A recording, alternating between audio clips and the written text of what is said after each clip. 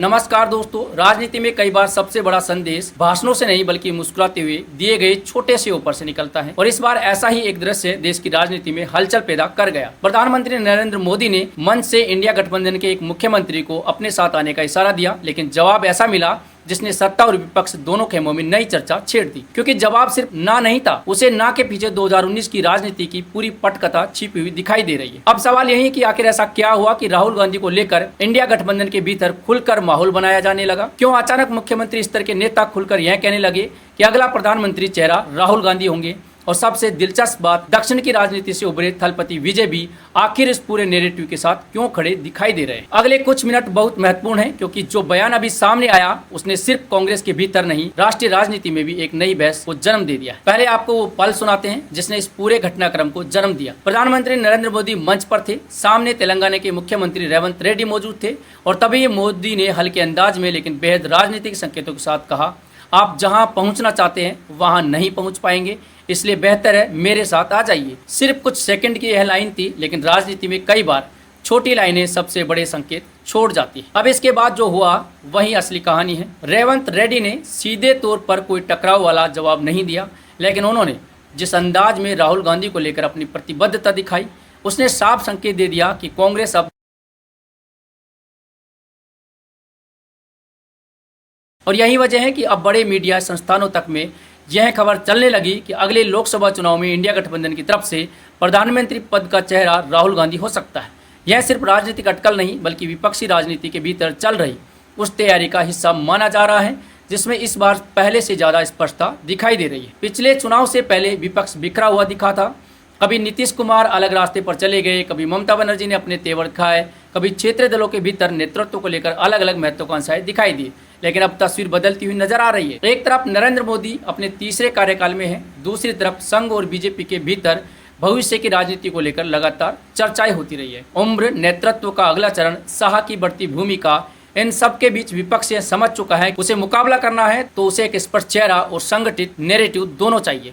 इस बीच तेलंगाना के मुख्यमंत्री रेवंत रेड्डी का बयान सामने आता है। उन्होंने कहा कि अगले आम चुनाव में राहुल गांधी इंडिया गठबंधन की तरफ से प्रधानमंत्री पद के उम्मीदवार होंगे। इतना ही नहीं, उन्होंने यह भी कहा कि राहुल गांधी की व्यक्तिगत महत्वाकांक्षा सत्ता हासिल करना नहीं बल्कि कांग्रेस को दोबारा मजबूत करना है, लेकिन पार्टी और सहयोगी दल चाहते हैं कि वे राष्ट्रीय भूमिका निभाएं। रेवंत रेड्डी ने यह भी संकेत दिया कि इस पर बातचीत हो चुकी है, माहौल बनाया जा रहा है और जल्द आधिकारिक घोषणा की दिशा में भी कदम बढ़ सकते हैं। साथ ही सहयोगी दलों को भी इस नाम पर सहमत कराने की कोशिश की जाएगी। अब राजनीति को समझने वाले जानते हैं ऐसे बयान अचानक नहीं आते, खासकर आज की राजनीति में जहां हर शब्द नाप तोल कर बोला जाता है। कई बार बड़े नेता खुद सामने नहीं आते, पहले माहौल बनाया जाता है, प्रतिक्रियाएं देखी जाती है, राजनीतिक जमीन को परखा जाता है और फिर अगला कदम तय किया जाता है। यहीं पर थलपति विजय की एंट्री चर्चा का विषय बन जाती है। कुछ समय पहले तक उन्हें सिर्फ फिल्मों के सुपरस्टार के रूप में देखा जाता था, लेकिन राजनीति में आने के बाद उनकी स्वीकार्यता तेजी से बढ़ी। अब जब दक्षिण भारत की राजनीति में कांग्रेस गठबंधन के साथ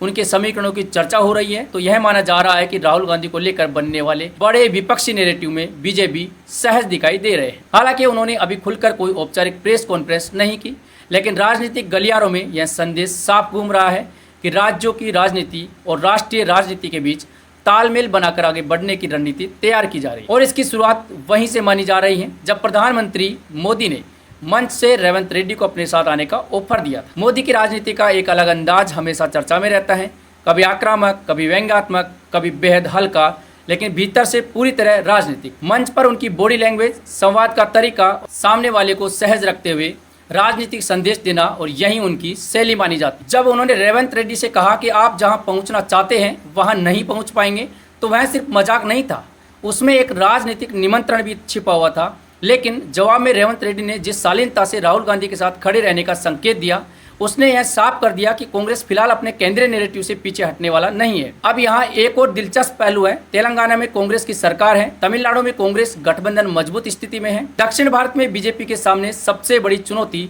क्षेत्रीय ताकतें और विपक्षी एकजुटता रही है। ऐसे में अगर राहुल गांधी को लेकर एक साझा राजनीतिक लाइन तैयार होती है तो उसका असर सिर्फ दिल्ली की राजनीति तक सीमित नहीं रहेगा। आपको याद होगा इंडिया ब्लॉक की शुरुआती नींव नीतीश कुमार ने रखी थी। बीजेपी से अलग होने के बाद उन्होंने विपक्षी दलों को एक मंच पर लाने की कोशिश की। उस समय उन्हें एक अनुभवी और संतुलित नेता के रूप में देखा गया, लेकिन बाद में नेतृत्व को लेकर अंदरूनी खींचतान शुरू हो गई। ममता बनर्जी की अपनी महत्वाकांक्षाएं थी। अरविंद केजरीवाल अलग राजनीतिक केंद्र बनाना चाहते थे और धीरे धीरे विपक्ष शुरुआती ऊर्जा कमजोर पड़ती चली गई। फिर भी 2024 का चुनाव विपक्ष के लिए पूरी तरह असफल नहीं रहा। बीजेपी 303 से नीचे आकर 240 पर पहुंची। यही वो बिंदु था जहां विपक्ष को लगा कि अगर बिखराव कम हो जाए तो लड़ाई और मजबूत हो सकती है। अब हालात अलग है। ममता बनर्जी को भी राष्ट्रीय स्तर पर सहयोग की जरूरत है। केजरीवाल की राजनीतिक स्थिति पहले जैसी नहीं रही। कई क्षेत्रीय दल समझ चुके हैं कि अकेले लड़ाई लड़ना आसान नहीं होगा और इसी माहौल में राहुल गांधी का नाम फिर से केंद्र में लाया जा रहा है। बीजेपी का आईटी सेल चाहे लगातार उन पर हमले करता रहे, मोदी और शाह चाहे उन पर राजनीतिक तंज कसते रहे, लेकिन विपक्ष के भीतर अब यह धारणा मजबूत होती दिख रही है कि अगर एक साझा चेहरा तय करना है तो राहुल गांधी सबसे स्वाभाविक विकल्प हो सकता है। रेवंत रेड्डी खुलकर सामने आ चुके हैं। दक्षिण भारत से समर्थन की आवाजें भी तेज हो रही हैं। अब सिर्फ इंतजार इस बात का है कि आधिकारिक घोषणा कब होती है, उसके बाद इंडिया गठबंधन की राजनीति किस दिशा में आगे बढ़ती। जय हिंद, जय भारत। कमेंट करके जरूर बताएं ये हमारा वीडियो आपको कैसा लगा।